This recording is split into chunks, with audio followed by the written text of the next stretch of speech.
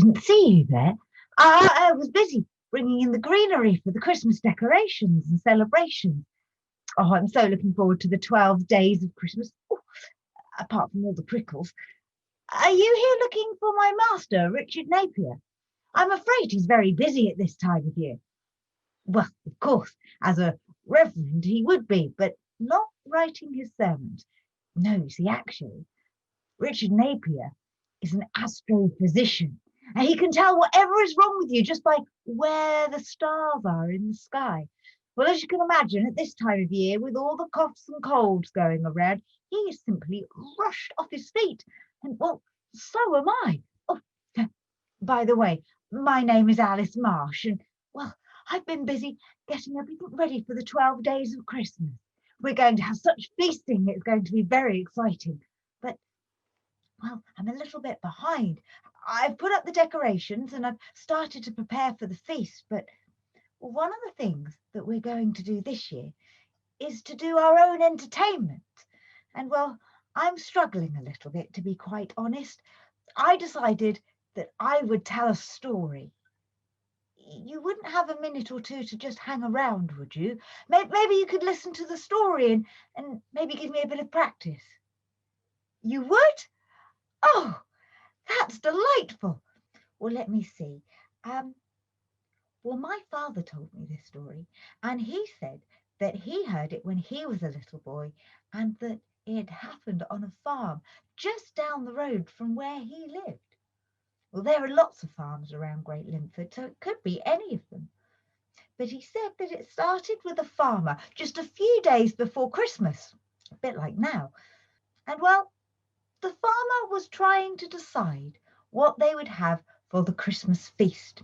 And he went out into the farmyard and he had a good look around. He saw the cow, which he'd been feeding up, as well as the pig and the sheep and the goose and the cockerel. But he looked at that cow, and she looked like a fine beast. And he thought to himself, a nice bit of beef for our Christmas feast. That'll do just right. I'll go and get my butcher's tools. And so as he went to go and get his butcher's tools, well, the cow, who had heard all this and decided that she didn't want to be dinner at all, slipped out of the paddock and into the woodlands. Well, by the time the farmer came back, the cow was completely gone. He looked around, but there was no sign of her anywhere.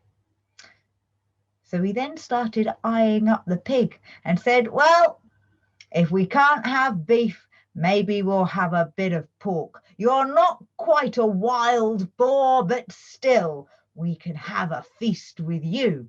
I'd best go tell the wife the plan has changed. And so he went into the house to go and explain what had happened to his wife.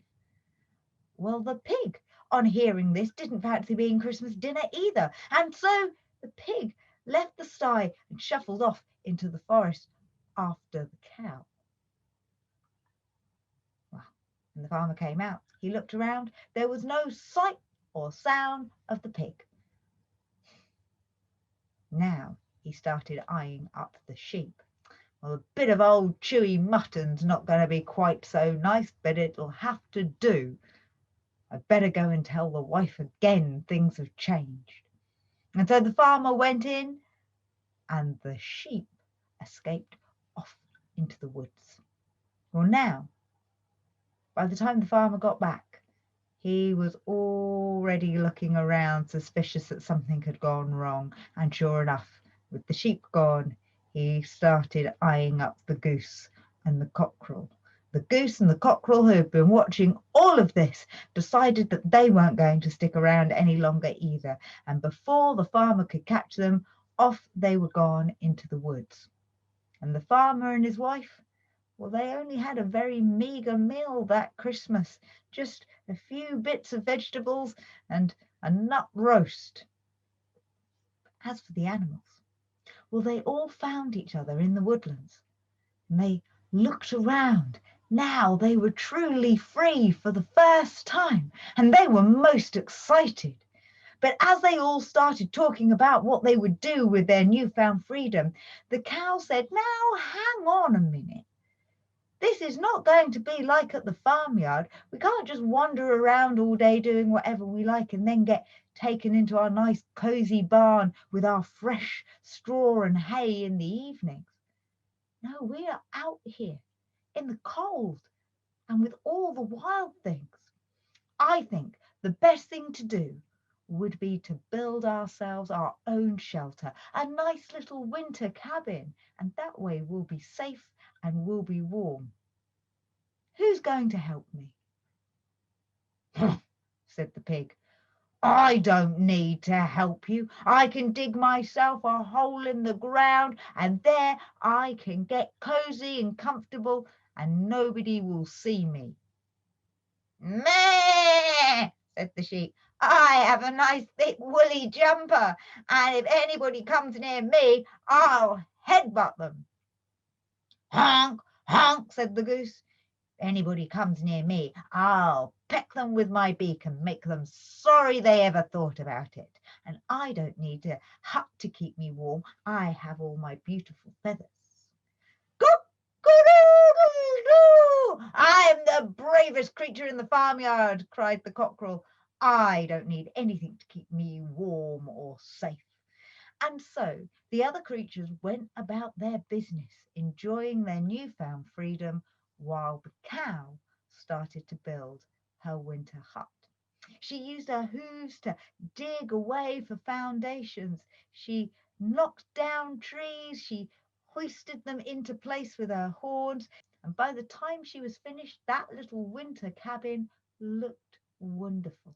It was the best that had ever been in the woodlands. It was the only one that had ever been in the woodlands, but that's not the point. The cow was very proud of her work, for there was a thatch roof, a chimney, a little window, and a door. And she made her way inside, and there she had built a stone hearth and somehow managed to get a fire going. She nestled down beside it and she made herself very cosy.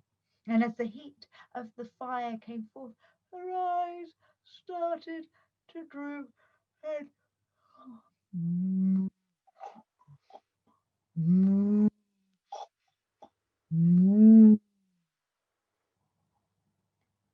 well, by now the sun had started to set outside and the frost had taken hold of the ground, and so it was hard for the pig to dig his hole. And the snow started to fall and land upon the sheep's woolly jumper. And the cockerel up the tree and the goose under the bush, even they started to feel the cold and started to shiver. But worse was yet to come, for as the night fell, in the distance they could hear the far-off howl of a wild wolf, for there was still some roaming around at that time. Well, the pig started to feel a bit nervous, and the sheep started to cringe, and the goose started to quake, and the cockerel didn't feel quite so brave anymore. And with the next howl of the wolf, suddenly there was a knock at the cabin door. "Who's that?" said the cow. "Oink, oink, it's the pig. Let me in, let me in." "Why should I let you in?" said the cow. "You didn't help me build this hut." "I might not have helped you build it, but if the worst comes to the worst, I shall help you defend it. Now let me in. It's freezing and quite scary out here." And so the cow opened the door and in came the pig. And the pig found itself a nice little place to nestle down in the dirt on the floor. Well, they had only just got settled when suddenly there was another knock at the door, and they opened it up, and there was the sheep. "Why should I let you in?" said the cow. "Because it's cold and it's scary out here, and if you let me in, I'll make sure that you are warm, and if the worst comes to the worst, I'll help defend the hut." "All right," said the cow. So the sheep came in, and no sooner had the sheep settled herself down by the window Then there was suddenly a flapping outside and a furious pecking on the door, and a honk and a cock-a-doodle-doo announced that the goose and the cockerel had arrived.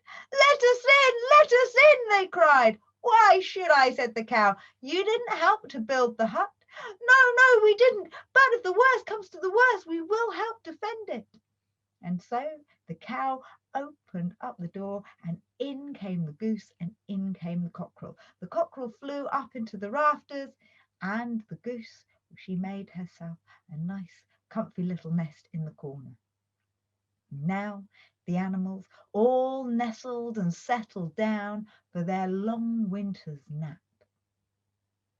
But as the night got darker, there was, outside in that woodland, a sniffy nose, glinting eyes, and a hungry belly, as the old grey wolf followed the scent of a cow and a pig and a sheep and a goose and a cockerel. And he followed the scent all the way to the little winter hut, and he thought, marvellous, they're all inside by that fire getting themselves roasted all ready for me. Yes, I shall have a fine Christmas feast this year. And so the wolf couldn't help but give him a little "Oh,"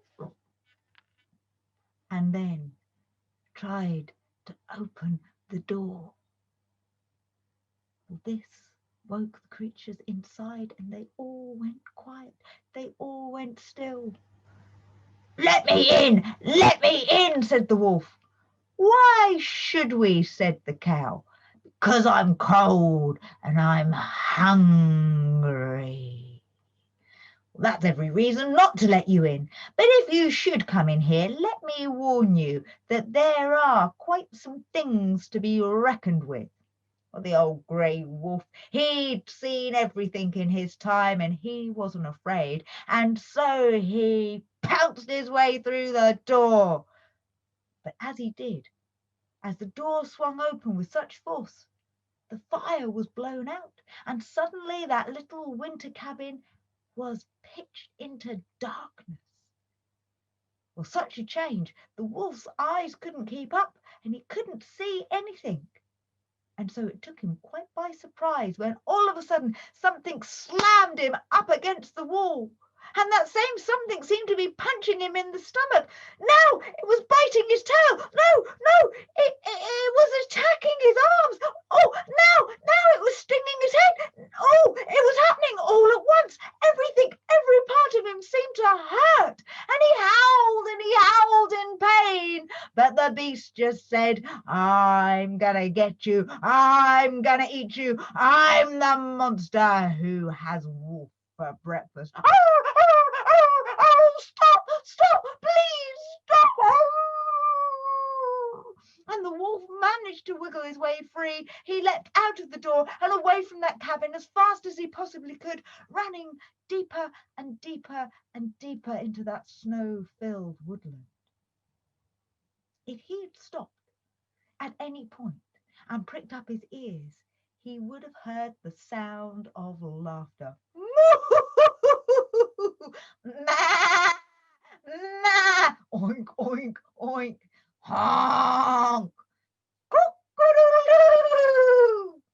As all the creatures were rolling around in fits of laughter, for that old grey wolf had been terrified. He hadn't realised that there wasn't just one beast, but several.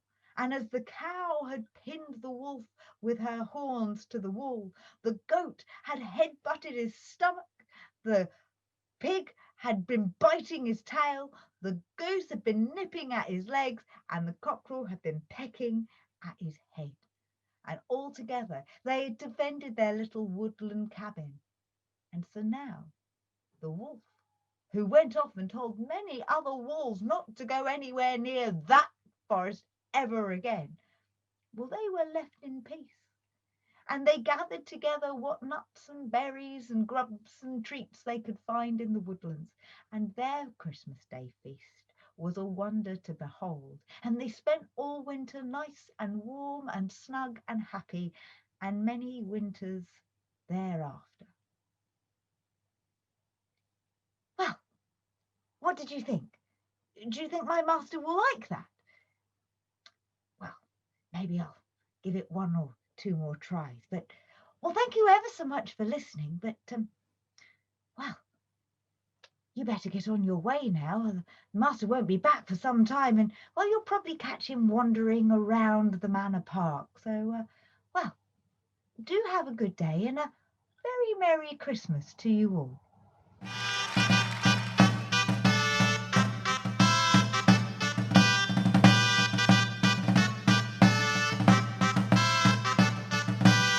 The boys said in Hanbury be decked with bay and rosemary. So I pray you, my masters, be merry. Quod est is in